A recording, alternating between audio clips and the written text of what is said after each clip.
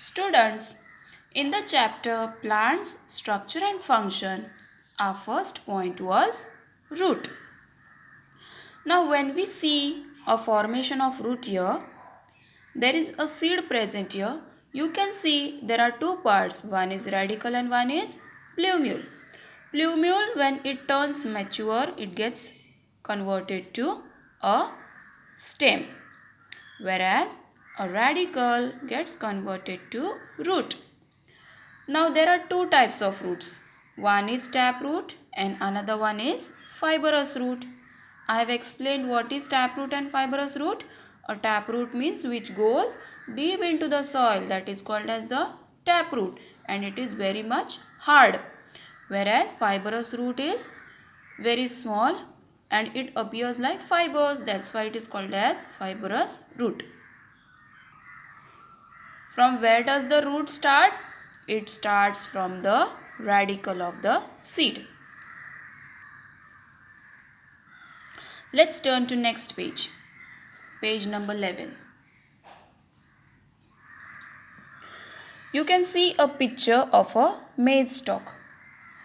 Can you see there are some roots present above the soil level? Yes. These roots are called as adventurous root. Now like these roots are not present for all the types of plants. They are present only for few types of plants, whereas maize is one of the example to it. So those kind of roots are called as adventurous root. There are some more kinds of roots also which perform different works. Okay? They are modified roots, aerial roots, stilled roots, runners, breathing roots, etc. It is not that taproot and fibrous root and adventurous roots are the only three types of roots, whereas these are some more types of roots which perform their individual work. Our next point is stem. What is stem? When a plumule gets matured, it turns to stem. Now where the leaves are present? Leaves are present for the stem.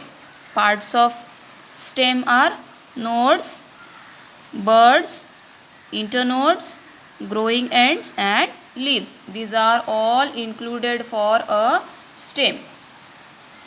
Next one is leaf. Leaves are of different types. Leaves have different parts. Entire leaf, dentate leaf, lobed leaf, and this is a whole leaf. Now for this leaf there are different parts. This is the leaf base. Small leaflets you can see here, those are called as stipules. This is petiole. Petiole means the stick like structure present for the leaf. Leaf blade is the flat surface called as the leaf blade. Midvein is the center vein passing from the center of the leaf called as midvein. Veins are present all over the leaf. Leaf margin, border of the leaf is called as the leaf margin, and leaf apex is the end point, tip of the leaf called as the leaf apex. Now basically there are two types of leaves. One is simple leaf and another one is compound leaf. Simple leaf means a leaf which is one itself, and a compound leaf means there is one stick through in between and small leaves are present through it. That is called as a compound leaf. For example, a tamarind plant, a curry leaf plant, curry patta we call it as. These are the compound leaf, whereas this is the simple leaf because why? It is entire one leaf, so called as simple leaf. Page number 13. There are different types of leaves you can see here. Alternate leaves, decussate leaf, opposite leaves and rolled leaves. These are the different types of leaves. In the structure of leaves, we have studied the parallel and the reticulate venation of leaves. Earlier I had shown you two leaves. One is parallel venation and one is reticulate venation. For parallel venation, One of the example is like banana leaf, that is for an example of parallel venation. And this you can see there are so many veins present passing through each other, that is why they are called as reticulate. Whereas for parallel, all the venations are in a straight line, they are parallel to each other, that's why they are called as parallel venation. Our next point is flower. Now flowers look beautiful, no? We all like flowers. Which is this flower? This is one of the flower called as hibiscus. We call it as Jaswanda. Okay. Now there are different parts of the flowers. You can see the structure, how it looks like when the flower is separated, all the parts are separated. This is petal, pedicel, stigma, anther. Parts of flowers are like style, anther, filament, calyx, peticle, ovary. This white part is called as the ovary. Corolla is the blade of the flower. Blade means the petal of the flower, and this is the stigma. Now flower has a basic work. What is the work of flower? Flower performs the work of reproduction. Now simply you cannot reproduce, no. It requires male reproductive organ as well as a female reproductive organ. Now what all are the female and male reproductive organs in the flower? Androecium and gynoecium. Androecium, this is the male reproductive part of the flower.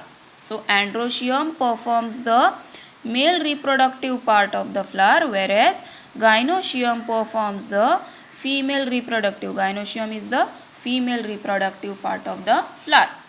When both this androecium and gynoecium start performing their work, they reproduce, and due to the reproduction, new flowers or new plants we get. Our last point was fruit. We all like fruits, no? Fruits are also of different types. Mango, guava, chiku, jackfruit, cashew nut, all are these fruits. Now we can see fruit, but can we see seed? Some fruits have seed inside the body, whereas some fruits have seed outside the body. Cashew nut is one of the fruit which has seed outside. You can see here cashew nut seed is present outside the fruit. Peas seeds are inside, jackfruit seeds are inside, mango also has seed inside, chiku, guava, these have seeds inside the fruit. There are some kinds of fruits like a jackfruit. An entire jackfruit, one whole fruit, contains small fruitlets present in it, and each fruitlet contains a seed in it. Okay, so one whole fruit, jackfruit, contains small fruitlets, whereas each fruitlet contains a small seed into it. There are some fruits who have seeds outside the fruit. One of the example is strawberry. You have seen strawberries. Strawberries have the seed outside the fruit. Mango is one of the fruit who has seed inside the fruit. There are fruits who has many seeds as well as one single seed. Mango has one single seed, whereas guava has so many seeds. Chiku also has so many seeds. So it is not necessary all the fruits should have one only seed. Some have one, some have many.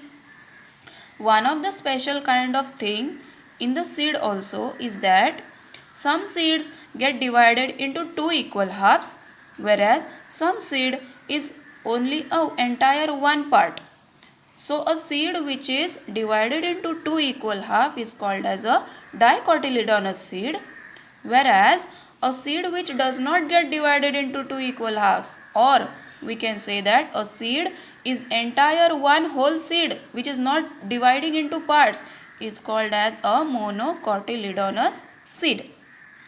Here we finish up the chapter plants, structure and function.